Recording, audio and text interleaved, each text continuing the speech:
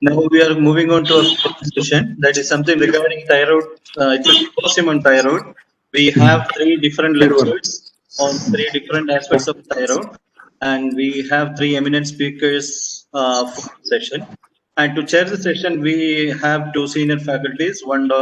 First one is Dr. Balakrishna Valued sir, the Professor of Internal Medicine, Medical College, Pariyaram, Kannur. And the second chair is our speaker will be Dr. Sunil Kota. He is a senior endocrinologist from Odisha, India. So I welcome both the chairs to the session. Over to you.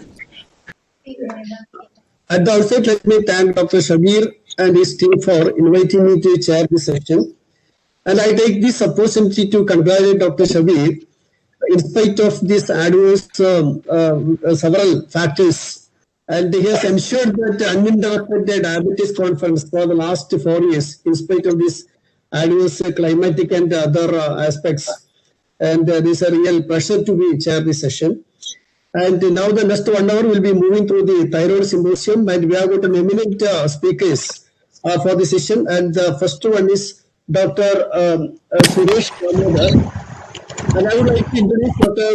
Suresh Damodhar, who was the honorary consultant of Thyroid Hospital at the Plymouth, and is the consultant in diabetes and endocrinology, Sri Ramakrishna Hospital in Coimbatore.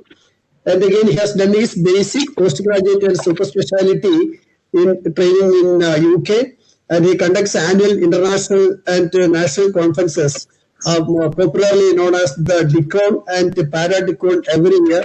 And I had the opportunity to meet him in some other conferences 1 year back. I don't know whether Dr. Suresh remember me. We met once.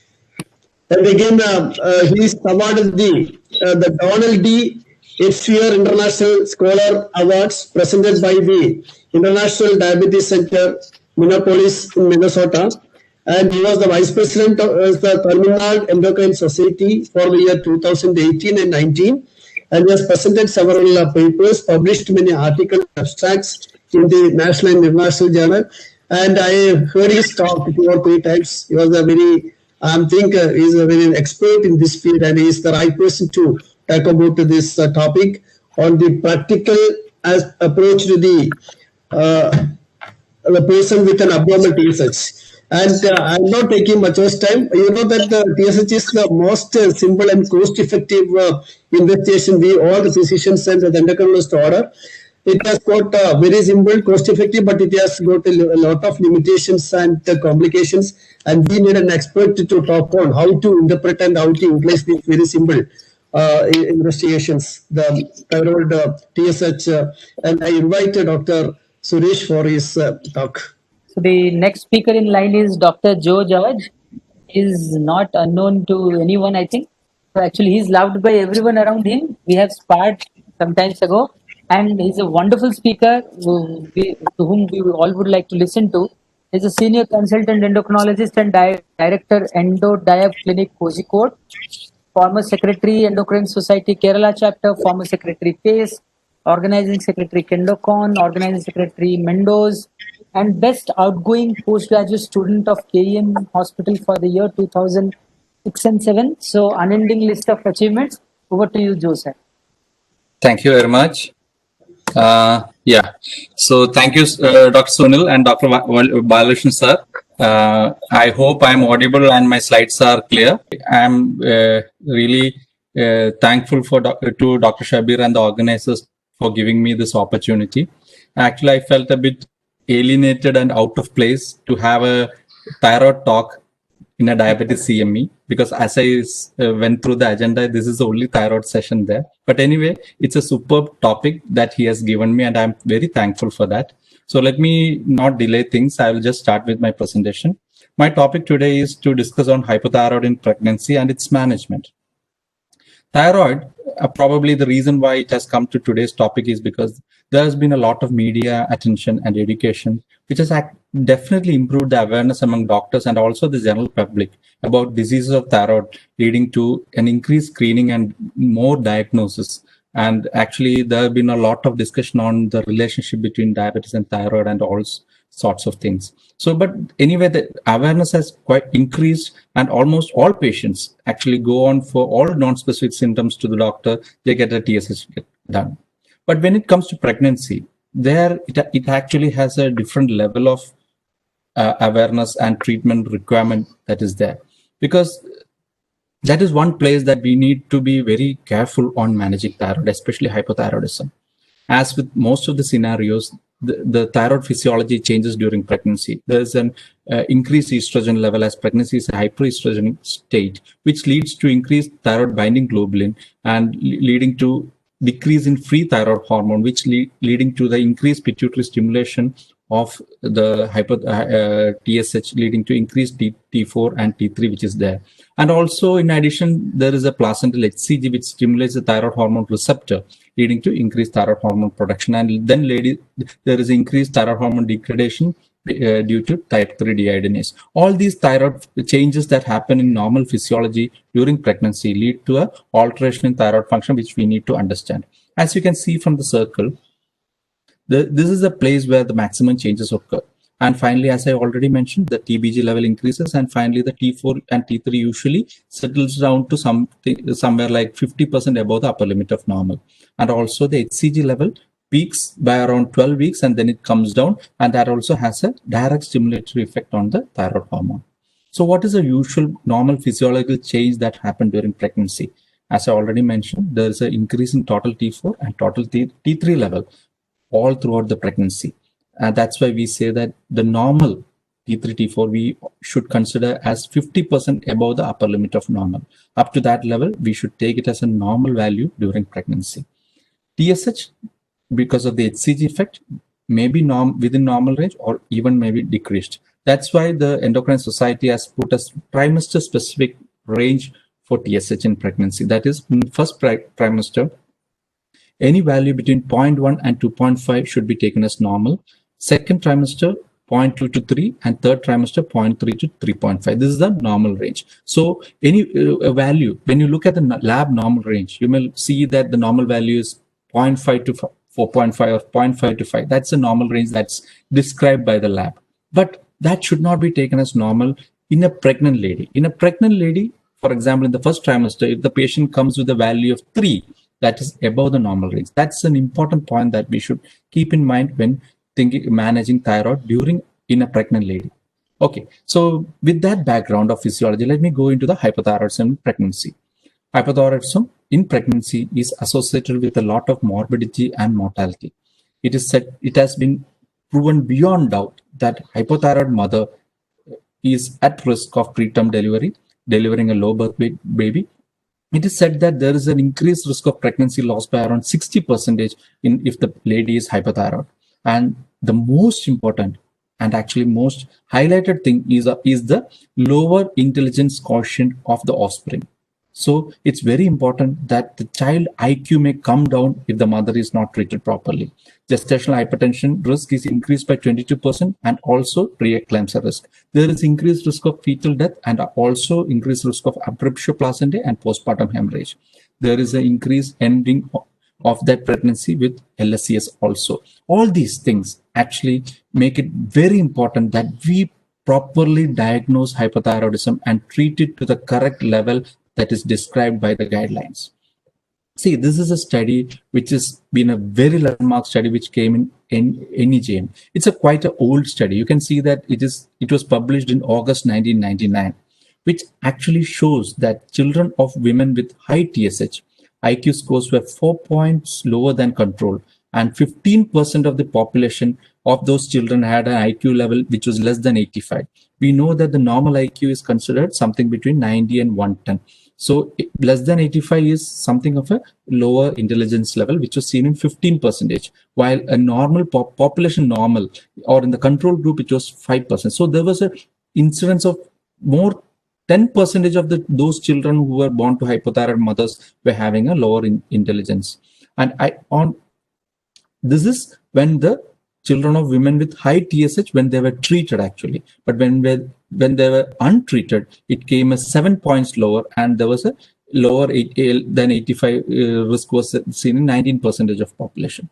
And here we should understand that in the treatment group, the treated group, in the hypothyroid patients, the mean TSH was 13.2, and in control group it was 1.4. So the normal range was taken as, in the average normal range was in the 1.5, 1.4 group, and this is not a subclinical hypothyroid but overt hypothyroid with the average TSH of 13.2. It's not like something like sky high TSH of 20 or 50 or 70 that we are discussing. Something even above 10 can lead to this much of a problem in the intelligence quotient score. This is a landmark study which came in NEJ.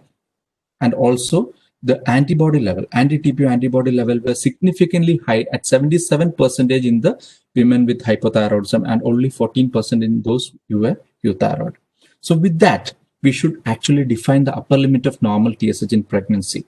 Although I already mentioned the normal range in endocrine society, but finally the incidence of hypothyroidism would actually depend on what cutoff do you use. Actually, this is a study from India which got published in IJEM, where if you actually take the TSH cutoff at 4.5, the incidence of hypothyroidism is close to 15% in various trimesters. But if you take the cutoff, more stringent cutoff of 2.5 or 3, the incidence comes to somewhere close to 1/3 to half of population who are pregnant. So it's a very high incidence if you take it as a very strict cutoff, which I mentioned of the Endocrine Society guideline. So that is the incidence. So it's very common. And also the anti-TPO positivity is around 20% in pregnant ladies in India. This is again an Indian study from 11 cities in 9 states. So it's a study that represents the whole Indian population.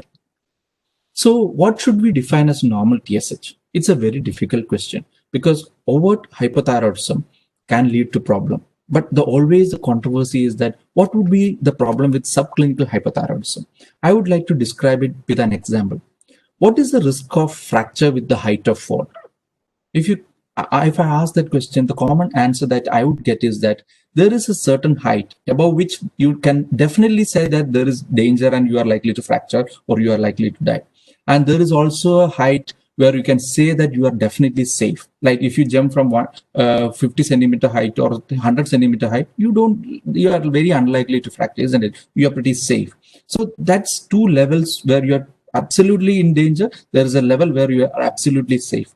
The problem is that there is always a borderline level where the risk is possible, but it is less definable and it would be definitely less severe. So what is that range? When you look at that from the available data, it is said that in pregnancy, if the TSH is above 4, the risk of danger to the child and the mother is definitely there. And if the TSH is below 2.5, it is definitely safe. So there is a borderline value of something between 2.5 and 4. Above 4, definitely abnormal. Below 2.5, definitely normal. So this is a study by my close friend, Dr. Vimal, which was done from when I was also doing DM at KEM Hospital, Mumbai. So this is a very interesting study from Indian population. That's why I want to quote this study. Here, you can see that in TPO antibody positive individuals, the TSH average TSH was 3.88, while in TPO antibody negative individuals, the average TSH was 1.24. It is corresponding to the Western data, which says that in a normal non-pregnant lady, you are actually expecting a TSH only in the range of 1.24, around that range. And in an antibody positive range, it was only 3.88. And remember, this is more alarming. Even with that small TSH rise of 3.88, which falls within the normal range of the lab, actually the pregnancy miscarriage rate is 25%, which is very high. So even in that so-called lab normal range, which is actually abnormal for pregnancy, if the patient is TPO antibody positive, there is a higher risk of miscarriage from this data, which is from India, Mumbai. And when the TPO antibodies, the miscarriage rate is less as 7% when the antibody is negative and the TSH is within the normal range. So this is a very alarming change that happens in the risk to the mother and fetus when the TSH just goes up from that average of 1.25 to an average of 3.8. It's a very small change that we would always think that it's very small. What's there in that? But that creates a change in miscarriage from 8% to 25%, which is quite significant. So yeah, so in the sub-analysis of that, it was seen that high risk of miscarriage was seen in all patients who were antibody positive and also those patients who had a TSH above 4. So anybody who has a TSH above 4 or having an antibody positivity, the risk of miscarriage was high. So that's why the guideline. So what I'm trying to prove here is that we tend to follow the Western data exactly here, unlike the usual case scenarios where we say that we don't have Indian data. We actually have Indian data, and that replicates what we have seen in that NEJM study, which was published in 1999. That is, we have higher risk. Our mothers and the fetus has higher risk when the TSH is above 4 or when they have antibody positivity. So that's why the 2017 guidelines by the American Thyroid Association can be directly replicated to our population also, where they say that any TSH which is above 4 should be treated, and borderline TSH between 2.5 to 4 should be treated if the lady is having anti-TPO antibody positivity.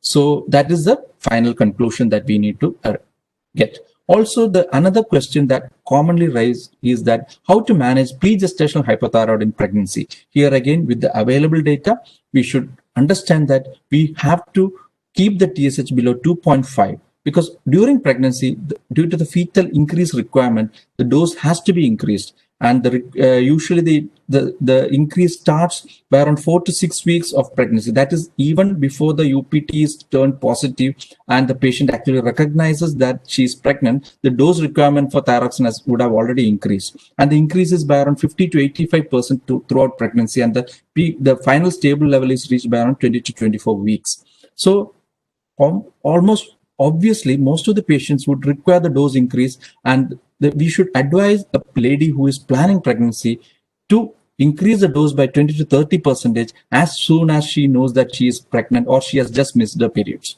And it's a common way of doing it is to just ask her to take 2 additional tablets weekly of whatever dose she is taking of the levothyroxine. So what is a biochemical goal when you treat hypothyroidism in pregnancy? As I told you, less than 2.5 is the target, because when we above 4, we have to treat. Between 2.5 and 4, we have to treat the antibody positivity. And also, if once you start treatment, you have to continue treatment all throughout pregnancy, and also the treat to the level that the TSH comes below 2.5. How to monitor TSH during pregnancy? We should be monitoring it every 4 to 6 weeks till mid-gestation, and maybe at 30 weeks, or sometimes I usually monitor before delivery also, because sometimes the gynecologist, especially if it's a surgery, they would want to know that the TSH is controlled, and also they would require a fitness from our part. So usually at 30 weeks and also just before the planned delivery or a planned cesarean, by 36 weeks, I also repeat it once for that purpose. So with all these risks that have been analyzed and proven, the question comes as to, should we screen all pregnant ladies for TSH, or once they plan pregnancy or once they are diagnosed to have pregnancy? The American Thyroid Association is actually conservative in this aspect, where they say that there is insufficient data for universal screening, but you should just screen those high-risk individuals.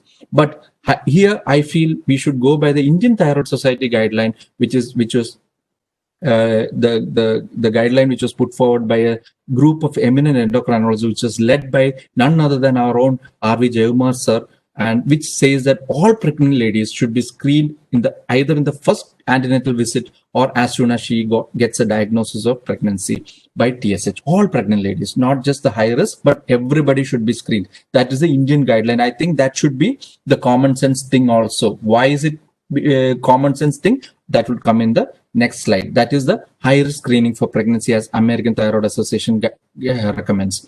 See, when American Thyroid Association says that there is no need for universal screening, they still say that yes, you need to screen those high risk individuals. And who is high risk?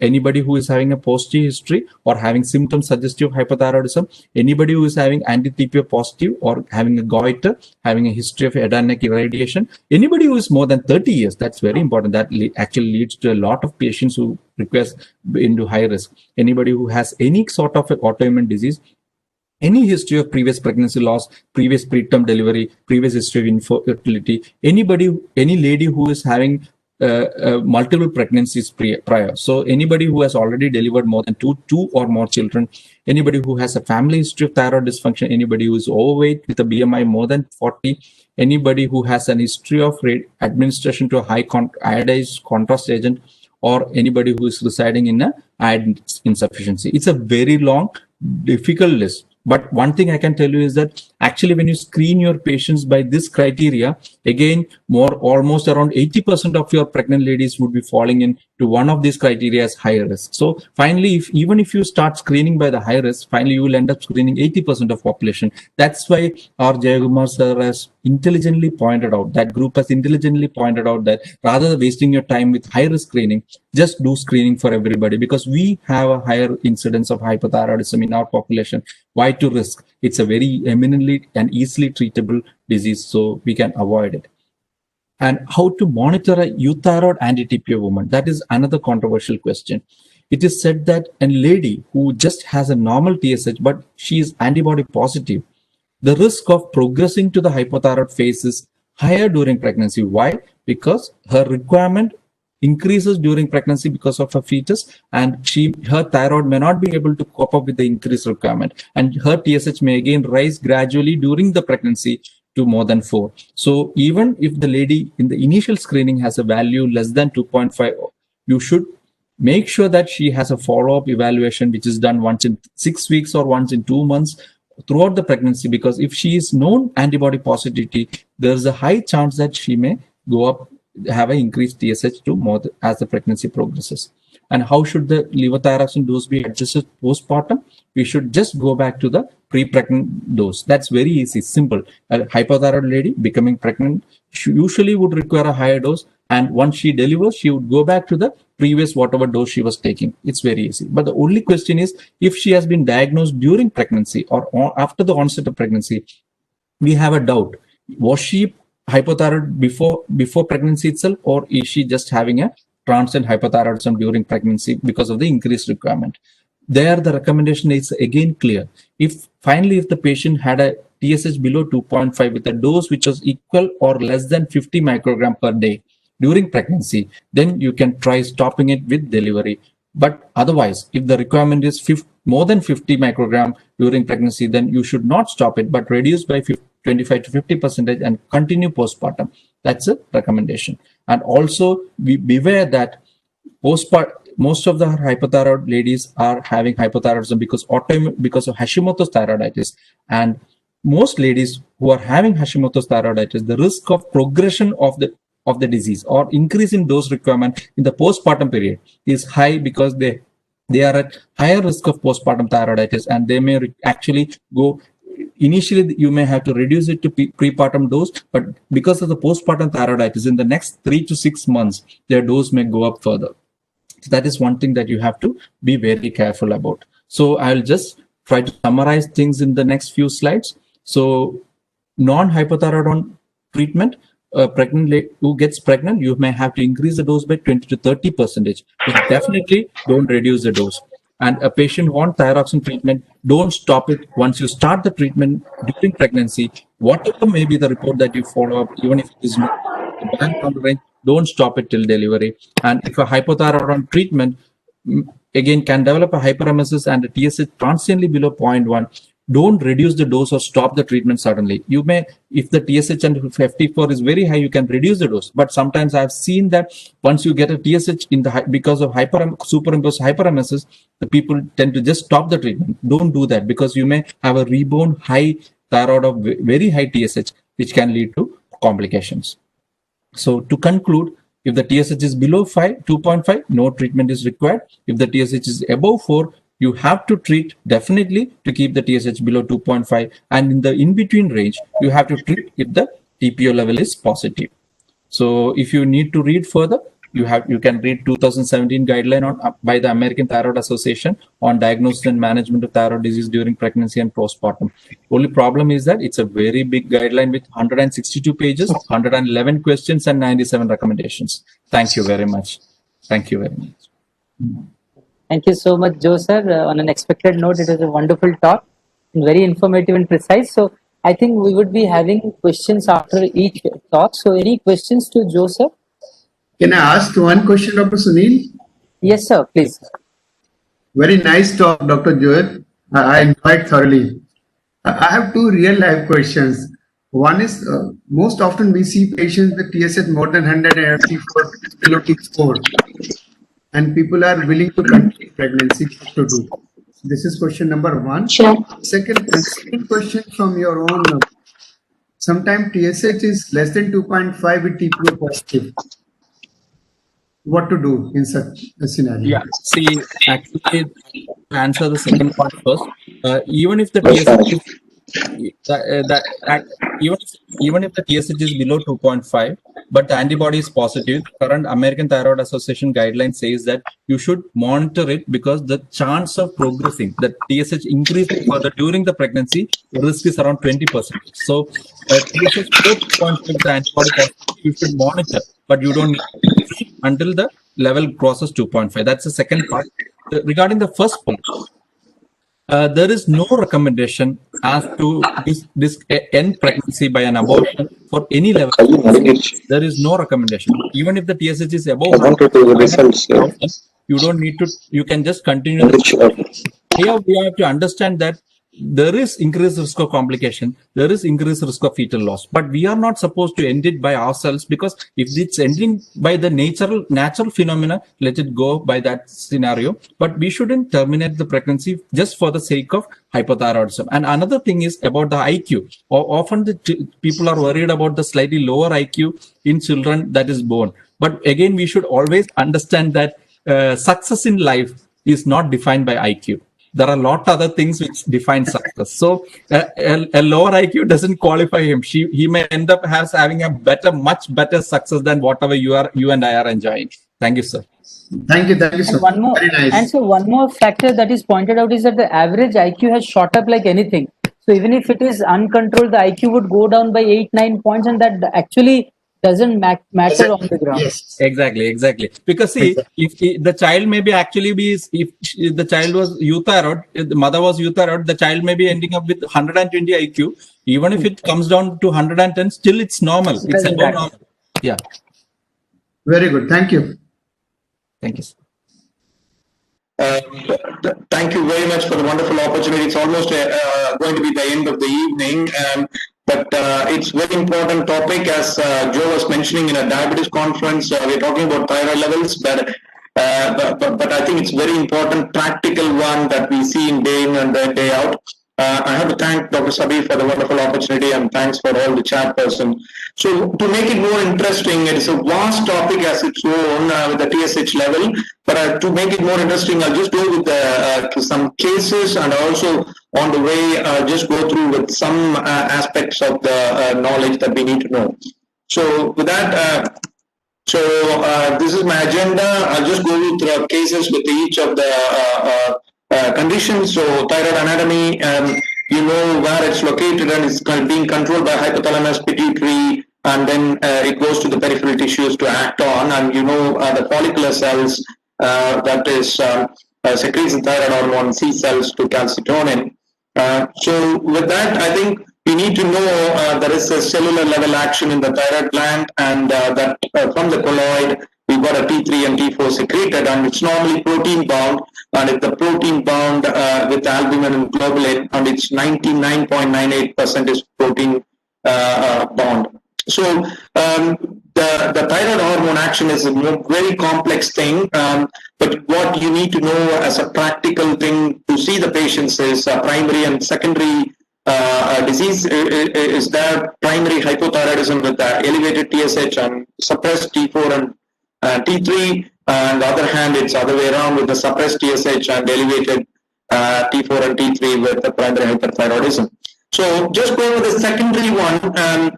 you got suppressed TSH and low level of T4 and T3, and then both the levels goes up in secondary hypothyroidism. So no confusion here. This is the basic thing that you need to know. So once that is there, the elevated TSH, which is hypothyroidism, we know it's a common disorder, and women is more common. It goes with the age. And in many major cities in India, it has been prevalence is being done, and it's published in IJEM. You can see the prevalence is almost 11%, and mostly is Hashimoto's disease, and iatrogenic and other causes are there. TB is one of the causes in India, and the viral what we are getting with COVID is also causing havoc in thyroid disease. So symptoms-wise, it's quite a lot of things that I don't want to go into the details of. Unique features in children is short stature, delay in eruption of teeth, and precocious puberty and delay in puberty. So Hashimoto's disease is a very common thing. Antibodies are normally positive, but not necessarily always. So iodine deficiency is another one with endemic goiter, with 282 districts has been surveyed, and you got because of the iodine deficiency, there is subnormal intelligence and quite a lot of other symptoms that is present with the iodine deficiency, and there is a national iodine deficiency program is there. So again, just to summarize about the secondary hypothyroidism, the suppressed TSH and suppressed T4 and T3, it's very, very less common. The first case, we got a 10-year-old girl with a 126 centimeter and not gaining much of height, poor eating and not so active, and past medical history is nothing significant.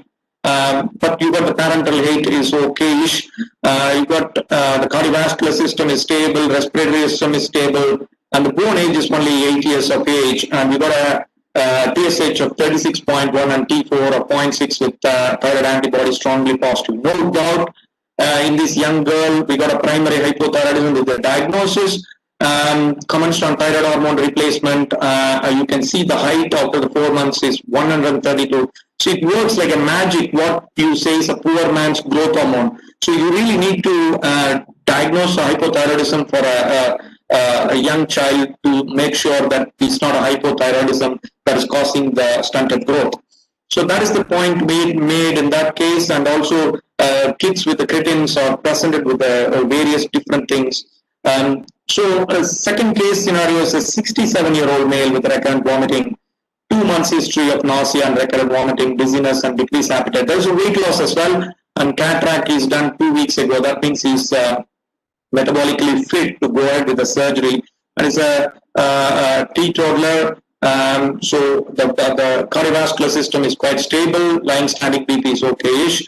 The sodium is 120. So the sodium is 120. It's right to check the lying and standing BP. And we got LFTs are normal. What else to check for hyponatremia? What are the other investigations? So patient has got 2 admissions with a normal saline, but some improvement. And we have done GI endoscopy and ultrasound to look for any other significant lesions, but it's not normal. So the osmolarity is down, serum osmolarity is down, and urine osmolarity is up, and you got a serum sodium of 120 again with a glucose of 104. Any diagnosis you can think of, just going through your mind. The further investigations are done, and here we go with the short synactin test. It's adequate, but the free T4 and free T3 levels are extremely less compared to the TSH. Compared to that is relatively normal. So that gives you a diagnosis with the gonadotrophins also on the lower side, gives you a diagnosis of secondary hypothyroidism. So here, because of the eye thing, bitemporal visual fields defect is confirmed, and you can see that in the chart. And this is the MRI of pituitary. You can see a mass there, hydrocortisone treatment and thyroxine on the most of the symptoms. What she had settled completely with a repeat sodium of 140. TSH, which is the transsphenoidal hypophysiectomy, is done for the pituitary tumor. So the learning point with this is the secondary hypothyroidism is not uncommon. We should just open your eyes and just look for it. So the third case scenario is again a 59-year-old female found unresponsive in bed, 6 months history of profound tiredness and lethargy, and you got a constipation. Temperature is 95 but no goiter. You got a pulse rate very low. with 48 to 52, and lying and standing BP is not, there is no huge difference of 30.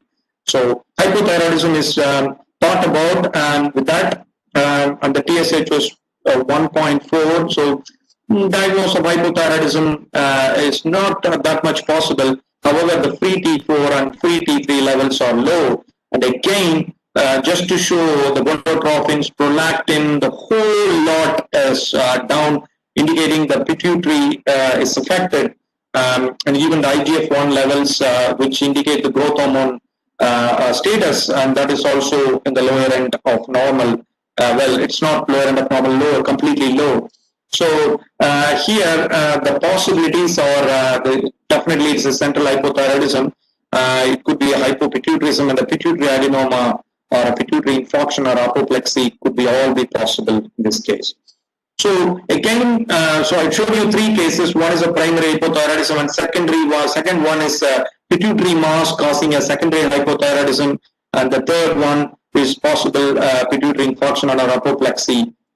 So coming to hyperthyroidism, which is the TSH is suppressed and free T4 and free T3 levels are high. It is worldwide, the Indian prevalence is almost 1.2 to 1.6. Normally it's Graves' disease, but other conditions are there, including toxic multinodular goiter. So how the Graves' disease is antibody mediated, and usually young group, women is more common. You can have ophthalmopathy. So this is the presentation of ophthalmopathy. That's Graves' ophthalmopathy with a pretubular myxedema. So you do a technetium uptake scan, you can see an uptake which indicates Graves' disease. What are the medical management? Normally it is cobimazole or PTU, but normally PTU is given in the early parts of pregnancy. Then the radio iron ablation is the other treatment, which may take a few weeks to work, but it can work beautifully. But the patient can become hypothyroid. That's what you need to do as a counseling when you counsel the patient. So surgery in a terribly refractory cases, I normally stick to medical and radioactive treatment, but not surgery in a big way. So toxic multinodular goiter, as I mentioned, is another possibility. There's a cause for hyperthyroidism. You do a technetium uptake scan to diagnose, and a single toxic nodular goiter is also a possibility. So just to bring up the case scenario for this, 56-year-old female with breathless and palpitation and breathlessness, increased palpitation and agitation. You got the temperature of 103, so it's in hypercatabolic state sort of picture. Pulse rate is 140, JVP is up. So we got bibasal crepitation. So somebody is in a severe palpitation with tachycardia and bibasal creps. So fast AF with CCF is the diagnosis. Chest sepsis or a thyrotoxic, because we got a thyroid talk, but the diagnosis should be made on the basis of the other blood investigations as well. So there is no evidence of infection. Here the ECG shows tachycardia and clearly AF with the fast AF, and TSH is fully suppressed with the toxic levels of free T3 and free T4, indicating a rare diagnosis of thyrotoxic crisis. But it can be potentially fatal condition. The normal precipitating factor could be a diabetes ketoacidosis as an initial presentation, or intercurrent illness, or surgery, or childbirth. The symptoms can be really bad with a complete sympathetic overactivity. So the normal treatment thing is antithyroid drugs and iodide, and normally steroids also being used in this condition with IV fluids as a lot. Beta blockade plays an important role. The short-acting beta blockers, esmolol, can be used. And as I said, the steroids is also one of the main treatment. But we have to treat this condition in ICU or HDU setup so that we can do all the other treatments as well. So coming to the next case scenario, so in hyperthyroidism, I've shown you hyperthyroid crisis. Here, we got a 49-year-old male with palpitation, sleep disturbance and tremors, excessive sweating. So all the typical features of hyperthyroidism is present. But the past medical history showed dilated cardiomyopathy because there is an alcohol thing, but episodes of sustained VT, non-sustained VT is also present in the past medical history. For that reason, beta blocker is there, ACE inhibitor is there, and spironolactone, aspirin, and the statin is all there. He got a strong history with the mother diagnosed of thyrotoxicosis in 1955 and also hypothyroidism, and elder sister with hyperthyroidism. So strong family history of thyroid disease. So we got on clinical examination a small goiter with toxic clinical features in cardiovascular point of view, but there is no edema. So here we got a thyrotoxicosis, but we don't know the cause for it. We got a clearly toxic guy with no cause for it. So TSH is 2.9. So what did I mention in the previous slides? And you know the TSH normally suppressed with free T4 and free T3 elevated. On the other hand, we got a TSH being normal here with free T4 and being the higher side. So what is the differential diagnosis in this case? It could be a TSH assay interference, which we need to do an assay in a different lab setup, and resistance to thyroid hormone, which is a different topic altogether, and a TSH secreting pituitary adenoma is also a possibility. So here it is happen to be TSH-OMA, which is a TSH secreting tumor from the pituitary, and the treatment is mostly surgery. So thyroid disease and pregnancy, Joe has touched upon. I'm going to skip that. So far, I've shown you hyper and hypothyroidism with a multiple case scenario of secondary hyper and a secondary hypothyroidism as well. Just very quickly about a thyroid nodule. 8 years history of left thyroid nodule, gradually increase in size. 2 FNACs is being done, but no history of thyroid cancer. But clinically perfectly well person with normal thyroid function test. So we got only 2.6 centimeter nodule there, but there's no calcification. So why I want you to show in an abnormal or how to interpret TSH is we got a goiter there, and we got a normal TSH. So what you do in this situation, you do an ultrasound, but there is no calcification. So FNAC is benign. However, I think because of the size, patient went to total thyroidectomy and it showed a papillary carcinoma of thyroid. So just to show the whole lot of scenarios, I'm just showing you very quickly 2 case scenarios, which is very rare. You got a 61-year-old man went to a nephrectomy for renal cell CA, but the post-operative thing was very complicated with acquired pneumonia. He was on enoxaparin and oxycodone. But the TFTs were obtained with some agitation because the TSH was shown 4.1 with the total T3 which been elevated free T4 levels were there. So we got a patient who's got agitation with a no prior history of thyroid disease with an abnormal thyroid function test, which confused the whole lot with free T4 being higher level. But here there is non-thyroid, it is not consistent with non-thyroid illness. But a patient has got normal TSH with elevated free T4 level. So the answer for this is the patient is being given intravenously or subcutaneously administered heparin, which can falsely elevate the free T4 level. So this is a practical point that I want you to know when you interpret the TSH. The last case scenario we got is a 45-year-old female presented with fatigue and weight gain. Several relatives have been diagnosed with Graves' disease and hypothyroidism. Multiple people in the family have been affected with thyroid disease. And here the TSH values is 15, and patient was started on thyroxine of 125 micrograms. But the patient levels are still about 14.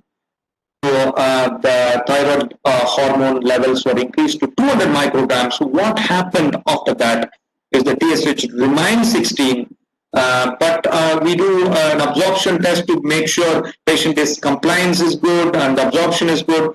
But she passed all the tests and she had a pulse rate of 92. So that tells you that 200 dose is slightly in the toxic level to cause the patient to have symptoms.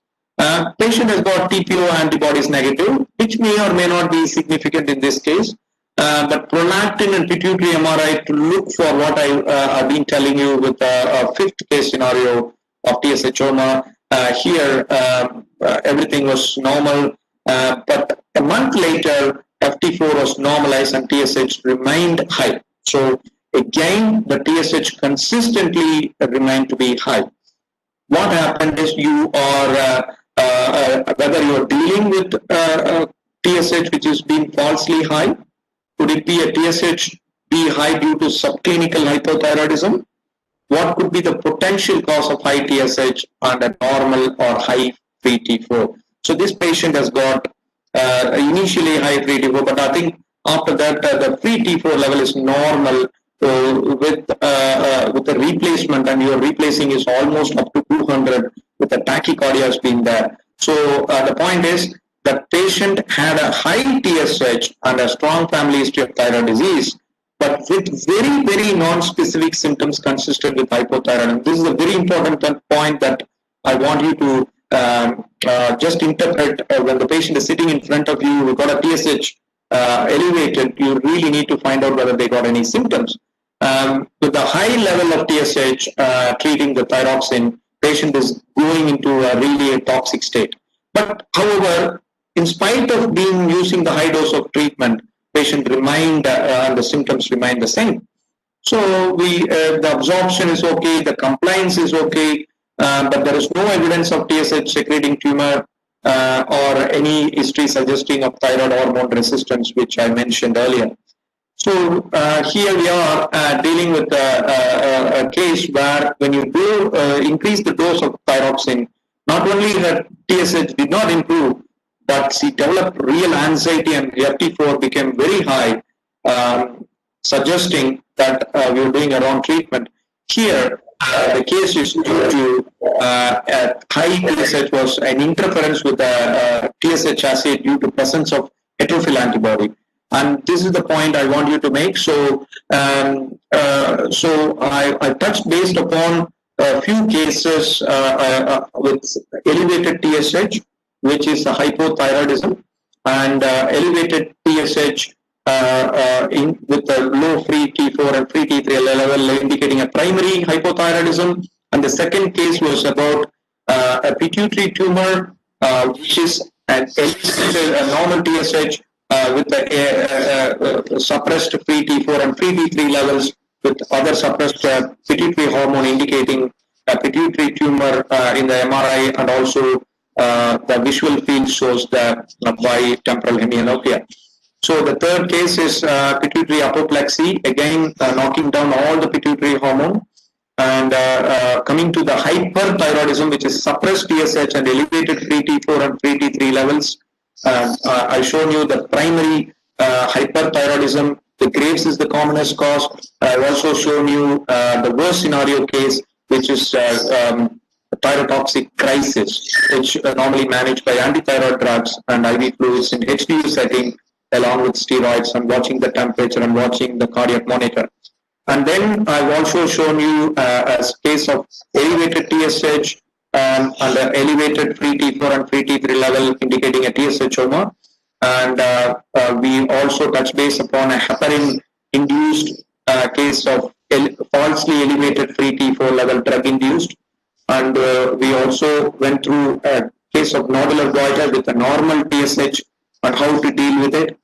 So, and also the last one, we dealt with the case of heterophil antibody. So that is my summary. So here we really need to, the take-home message is appropriate screening for thyroid dysfunction in selected groups can lead to early diagnosis. Once you've got early diagnosis, you can do an appropriate treatment. So if in doubt, you can always refer to endocrinologist. But I think normally it is being dealt with a GP or a physician level in a big way. So what you do is you do the right treatment for the patient, not like the last case scenario. You give more and more dosage and then get to a toxic level, and the patient gets into a deep trouble clinically and also symptomatically. And thyroid typical, which is atypical, it means that you really need to open your eyes and work further rather than labeling as a complex thyroid or a hypothyroid blindly or a hyperthyroid blindly. So the last one I mentioned about the palpable thyroid nodules and nodules. Anything more than 1 centimeter really needs evaluation to look for a underlying malignancy. With that, I stop there, and hopefully it is useful for your practical approach how to do with the TSH. Thank you. Any questions for Suresh, sir? Yeah, I will be asking one question to Dr. In an asymptomatic. Yes, sir. Tell me, sir. in an asymptomatic patient, at what level of a TSH that you suggest a treatment or consider subclinical and suggest a treatment? So when the patient is completely asymptomatic, you really need to go for a family history, sir. You really need to get family history. There's a strong family history. If it is a growing age, children and everything, all family history, the antibodies are strongly positive and child is not growing. Anywhere from levels of 7, but the TSH more than 9 to 10 is the level that you really need to treat. So with basically subclinical, I think with the pregnancy, Dr. Joas told that we go for a little lower level, probably the prevalence of hypothyroidism will be more, and in the general population. But the challenge is with the general population now, the obesity prevalence is going up. With the obesity prevalence is going up, the change in the fat content, and therefore there is a change, big change in the leptin level, and the leptin is affecting the secretion in pituitary level of TSH. So these people who are slightly obese will have a slightly elevated TSH, which doesn't mean they got any primary thyroid disease. It means that the leptin is altering the thyroid stimulating hormone, and the thyroid stimulating hormones are falsely in the higher side. So we really need to take a careful history of patient history along with the antibody level, along with the symptoms. You go with all the 3 scenarios and look at the patient and then treat accordingly. Not blindly go with a slightly high TSH and go for a treatment. For I think we will move to the last session. Thank you very much, sir. Thank you. We'll be moving to the last session of the day. And our speaker is Dr. Rishi Shukhla. Is there to introduce Dr. Rishi Shukhla, and he's head of the Department of Endocrinology at the Regions Health Kanpur and the Chief Consultant Center to Diabetes and Endocrine Disease in India. And he has got several publications.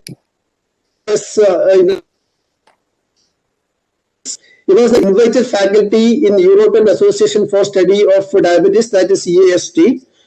And he has an International Society for Pediatric and Adolescent Diabetes, that is ISPID, and various national organizations. And again, he has contributed a large number of volumes in several textbooks, especially textbook of endocrinology by Endocrine Society of India. Then another book by our eminent late Professor Sadiko, textbook of Changing Diabetes in Children, that is CDIC. And he was also published a monograph by the RSSD on insulin. And he was the recipient of the Recognition Award by the Economic Times in 2018.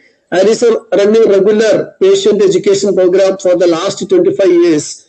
And for the Society for Prevention and Awareness of Diabetes, that is SPAD, in city of Kanpur. Now today he will be deliberating on a very important topic, that is diabetes with thyroid dysfunction. And diabetes itself is a very complex issue. And when it is again added by another very complex disease, the issue become more dangerous, and the outcome may be very, very difficult for a patient who has got the dual complexity of diabetes and thyroid dysfunction. I think we have got this an eminent speaker, and going to and over to sir. Thank you, Dr. Bala, for good words, and thank you, Dr. Sunil, for chairing this session. And before I start, a big thanks to Dr. Sabir and Mr. Vinod from Calicut for this opportunity, and it was truly a wonderful meeting. And I enjoyed these 2 sessions, and it was totally full with knowledge, and I wanted to interact it more, but somehow because of time lag, I avoided. And you gave me very nice introduction, Dr. Bala, but my original introduction is one-liner, and that is I am a storyteller. But today, because I'm going to having a cross-talk between thyroid and diabetes, and I realize this is truly important and much more important in day-to-day practice. So I'll be not telling you stories, I'll be telling you more science. So let us see What are the possible causes of losing weight of a type 2 diabetes in real life? Obviously, uncontrolled diabetes, patients of metformin. Sometimes patient-induced anorexia. SGLT2 inhibitors, we have it. Gastroparesis is another reason. And one very important reason that I realize, phobia that my blood sugar will increase if I eat adequately. So this is very subtle reason but are important. Associated sepsis, tubercular infection, but thyrotoxicosis and thyroiditis are again one of the important. Many times and most of the time they are asymptomatic, and when we investigate, we find the reason. Type 2 diabetes and hypothyroidism.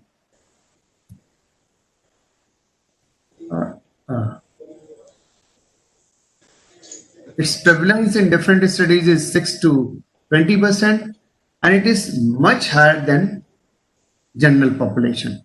And hyperthyroidism is higher in females than males, we already know. Advanced age and presence of goiter are independent risk factor. And what is more important, it is more commonly associated with multinodal goiter than Graves' disease. We do see a lot of Graves' disease, but MNG is more common.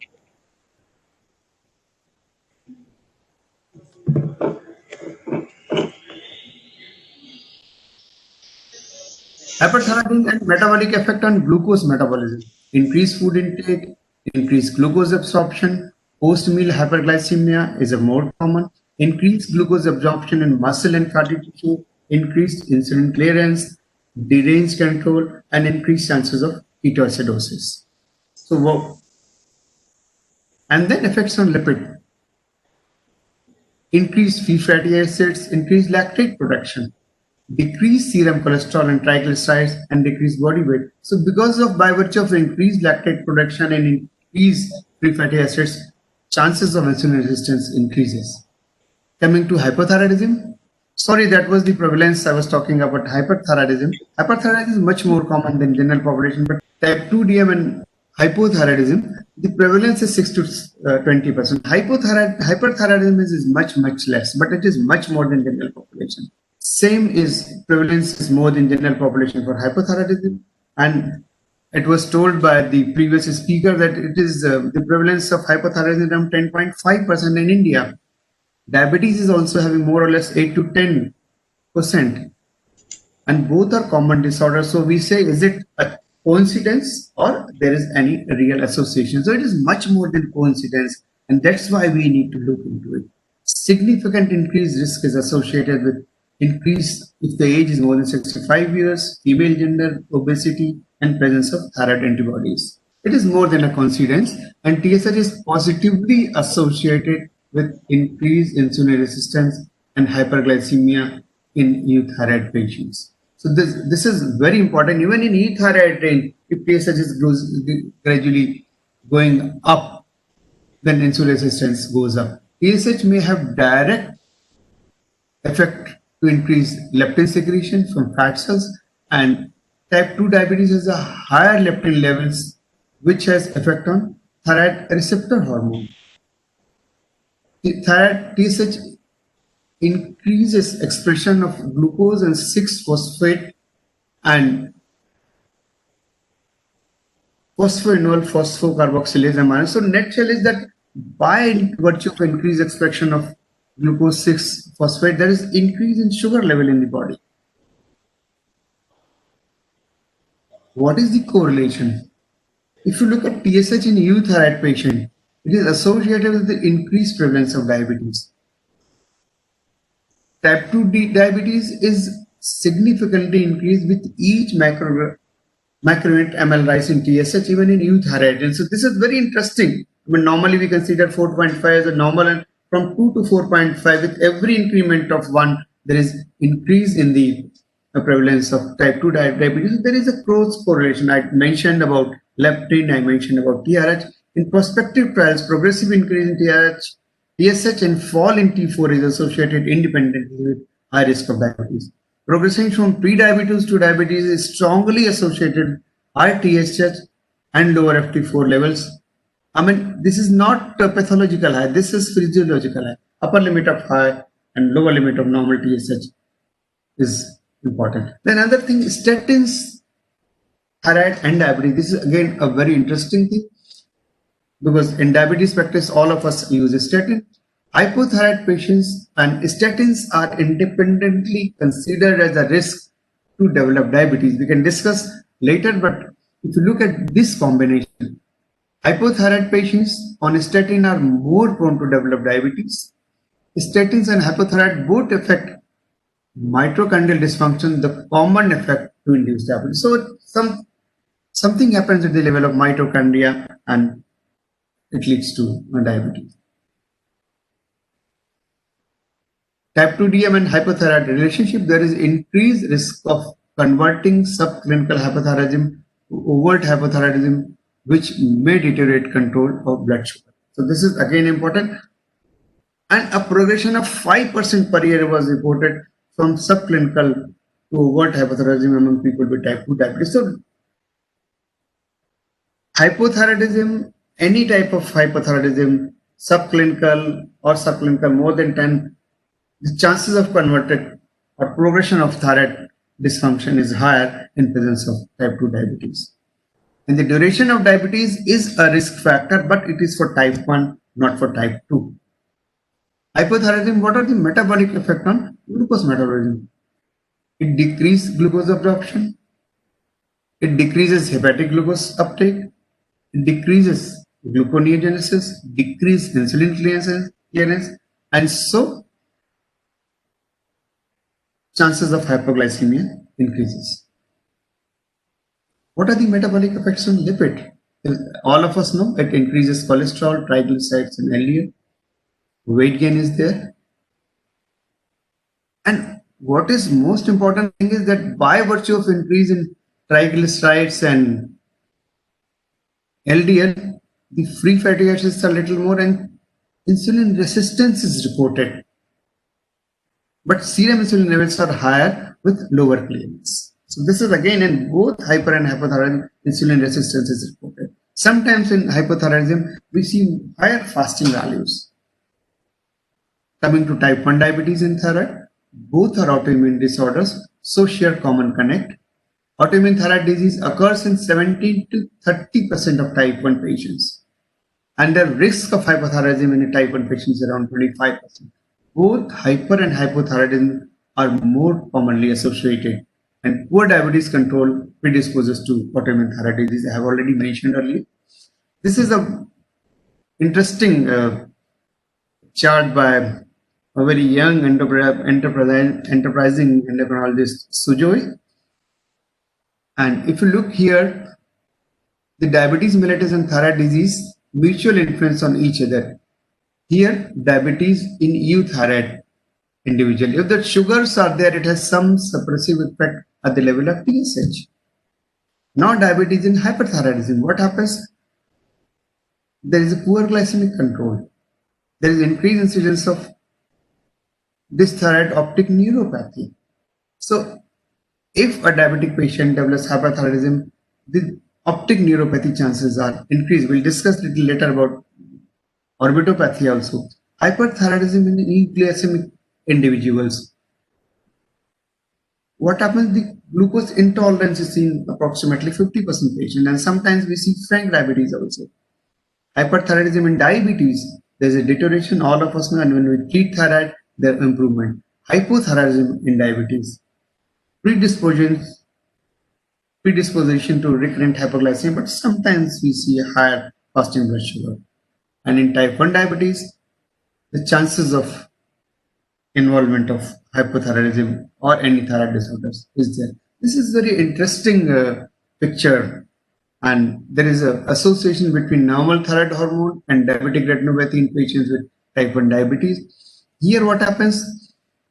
This is a no retinopathy, mild to moderate retinopathy, severe and proliferative diabetic retinopathy. And look, as the FT3 number is going down, and this is what is happening, the increased prevalence of, increased chances of complication or severity of diabetic retinopathy. But this is just a paper, I just wanted to show this for discussion's sake. We have yet not reached any conclusion as yet. Thyroid cancer and diabetes mellitus. Thyroid cancer is a risk in 20% diabetes patients, and it is independent of geographic region, study design. and quality analysis, and risk is increased among diabetic women but not in men. Now, what to do? The algorithm. If you do TSH and TPO antibodies to all patients, if the patient is euthyroid, type 1 diabetes, you need to do annual analysis. Type 2 diabetes, if it is less than 3 and TPO negative, we need not follow very frequently. And if it is more than 2 TSS, TPO positive, annual follow-up. If there is overt hypothyroidism, treat. And if in subclinical range, you also treat. Subclinical more than 10, I mean standard recommendation, and in between, you try to follow as you are doing here. Management. Hyperthyroidism with diabetes. The standard management like antithyroid drugs and radioactive iodine and surgery, I mean, these are the things. But what is most important thing is in subclinical thyrotoxicosis, if PSH is 0.1 to 0.4 and some studies say 0.3 also, they should be considered for treatment of, if there is history of coronary artery disease, stroke or atrial fibrillation in diabetic population, they should be treated, or maybe prior to treatment they need further workup. Management for hypothyroidism with diabetes, standard treatment with thyroxine, that is fair enough. And this treatment improves lipid profile and reduces insulin resistance. This is what I wanted to highlight. Anti-diabetic medicines and effect on thyroid dysfunction. First, discuss the most commonly in the first line medicine, metformin. It reduces TSH level in euthyroid patients, subclinical hypothyroidism, and overt hypothyroidism. However, it has no effect on FT3, FT4, and metformin does not affect significantly if there is intact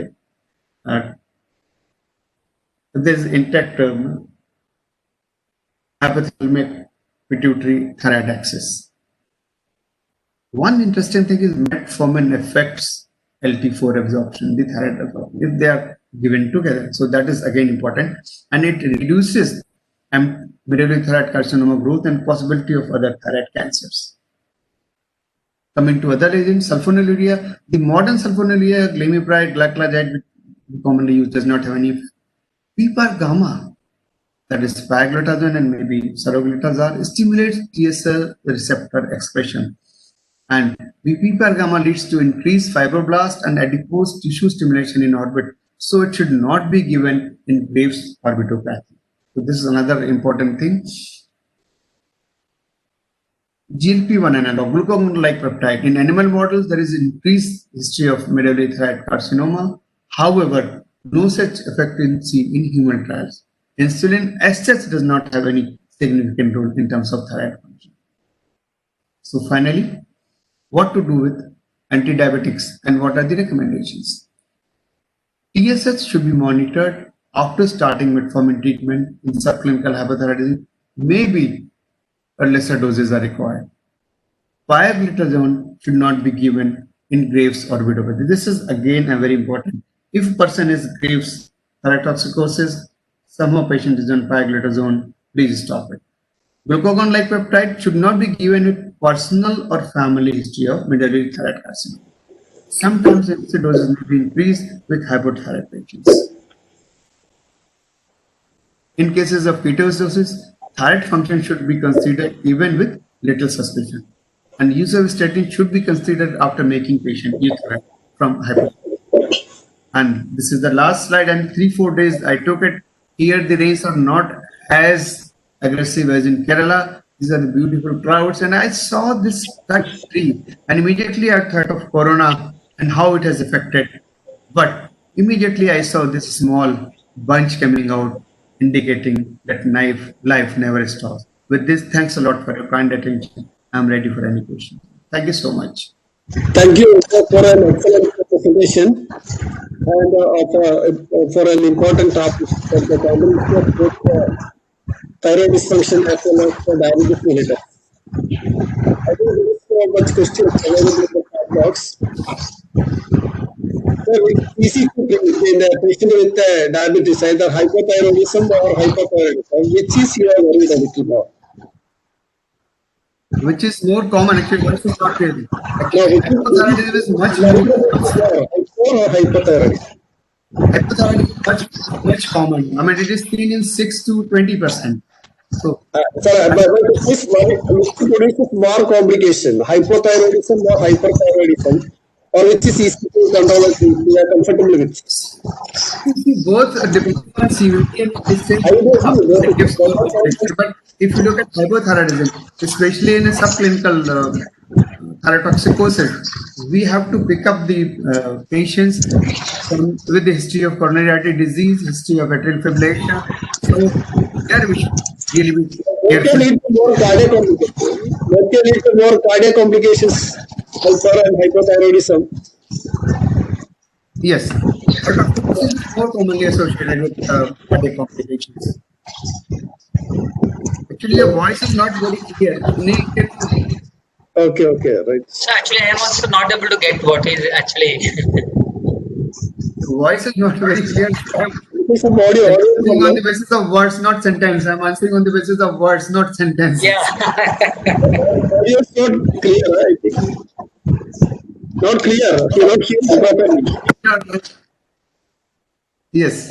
Okay, any questions? We didn't hear much questions in the chat box, so I think we can conclude the session if no more questions. Okay. Thank you so much. So to conclude today's session, I would like to welcome Dr. Sunil Prashaw, Chairman. Sunil Prashaw. Okay. I think we had some fantastic scientific sessions today by some great speakers, and most of the topics were excellent and were up to the mark. Tomorrow also we have some much awaited topics and by some much awaited speakers. So tomorrow we will start exactly at 9 o'clock. Hope we had a fantastic CME this time around. So that's it for today. Thank you very much.